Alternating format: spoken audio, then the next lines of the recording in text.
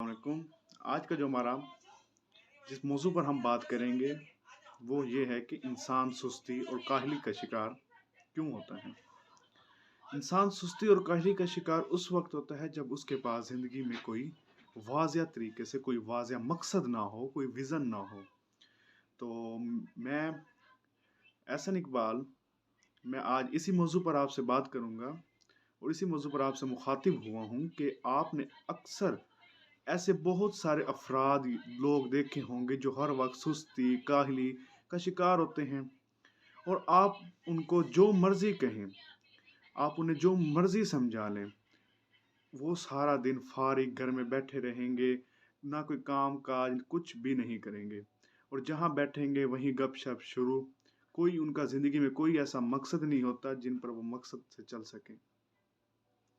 वो लोग दर हकीकत अपनी ज़िंदगी का कीमती वक़्त ज़ाया कर रहे होते हैं। अक्सर यूँ होता है कि लोग कहते हैं कि मैं इतने घंटे काम कर लिया और इतने घंटे मैंने आराम कर लिया। असल बात ये नहीं होती।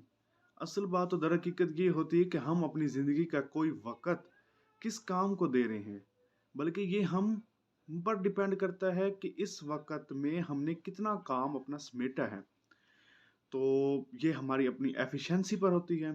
अगर आप चाहते हैं कि ज़िंदगी में से सुस्ती और काहली ख़त्म हो जाए, तो अपने आप में कोई ऐसा वाज़िया मकसद, कोई ऐसी अपने अंदर कोई ऐसी वाज़िया मकसद या कोई ऐसा कोई जज़्बा पैदा करें, जो आपको ज़िंदगी में कामयाबी की तरफ लेके जाए। तो आप यकीन करें कि ये आपको ये मकसद टिक कर बैठने नहीं देगा। जब आप पर इसी पर काम करेंगे, जब आप टिक कर बैठेंगे नहीं, तो इजीली आपकी सुस्ती काहली ख़त्म हो जाएगी।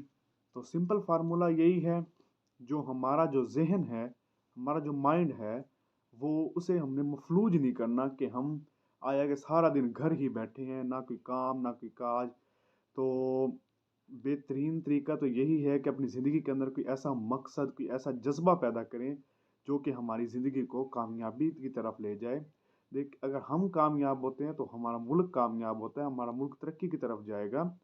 तो वाज़िया यही देख मैंने अपनी ज़िंदगी में वाज़िया तो यही देखा है, जो लोग विजुअलाइज़ नहीं होते, यानी जिन लोगों का कोई विज़न, कोई मकसद नहीं होता, वो लोग हम इन्हें कि सब समझाते हैं, बोलते हैं भाई कोई अच्छा कोई काम करो कुछ, लेकिन वो सारा दिन काहली का शिकार रहते हैं। क्योंकि उनके अंदर कोई ज़िंदगी में कोई उनका मकसद नहीं होता। वो अपनी ज़िंदगी को ज़ाया कर रहे होते हैं, ज़िंदगी का कीमती वक़्त, कीमती सरमाया ज़ाया कर रहे होते हैं। यूथ के अंदर अगर हमारे अंदर ही कोई ऐसा मकसद, कोई ऐसा विज़न पैदा हो जाए, जो हमारी सुस्ती और काहली को ख़त्म कर दे, तो इससे ना सिर्फ हम कामयाब होंगे, बल्कि इससे हमारे मुल्क में भी कामयाबी आएगी और हमारे मुल्क को कामयाब होने से कोई बंदा रोक नहीं सकेगा।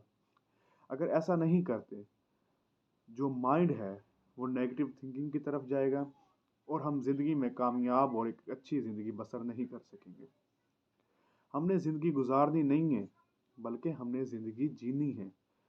ज़िंदगी जीने के लिए आपके पास एक जब तक कोई वाज़िया मकसद नहीं होगा, आप ज़िंदगी को अच्छे तरीके से गुजार नहीं सकेंगे।